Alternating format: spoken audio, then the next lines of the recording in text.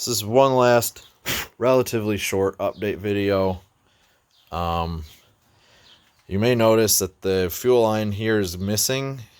So essentially what happened is I changed the oil, I tightened the support bracket, and then I decided I'd try to start it just to see, if it could build fuel pressure and all that stuff. And it leaked from the fitting right here.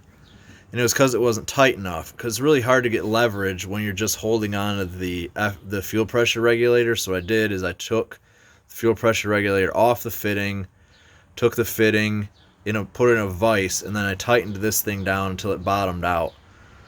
So, and it was incredibly hard to tighten it that much. So this should be fine now. It wasn't leaking anywhere else.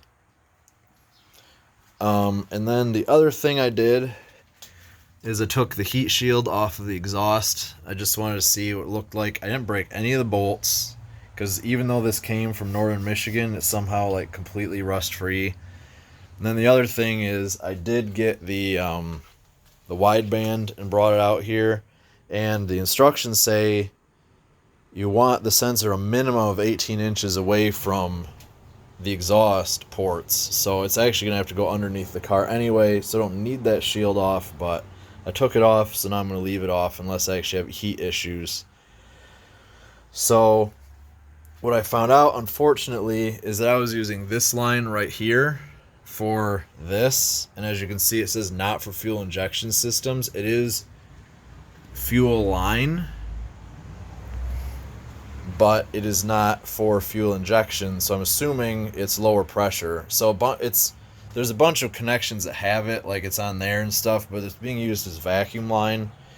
So all I have to do is go get like a foot of 3/8 fuel injection line, which I'm trying to buy, but AutoZone's website is broken and it's not letting me like submit my order, even though they have it in stock. So I'm probably just gonna have to go there and hope I don't get any COVID.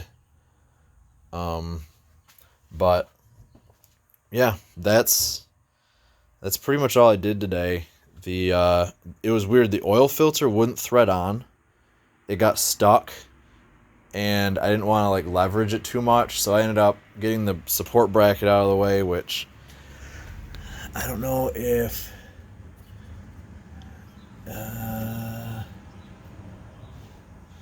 nope. I was kind of hoping I'd be able to maybe show where it was. Oh, that angle thing with the shine on it right now, that's part of the support bracket, and it goes down there somewhere where you can't see. It pretty much takes the place of the old intake support bracket that's right there.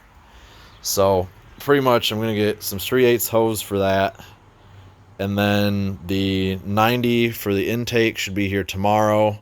So I should be able to get that hooked up, and then if that's hooked up, it should actually run.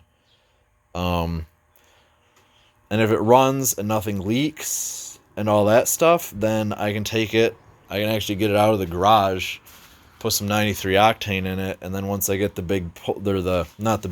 small pulley, I can switch that pulley, get the tensioner put on, and get this thing done.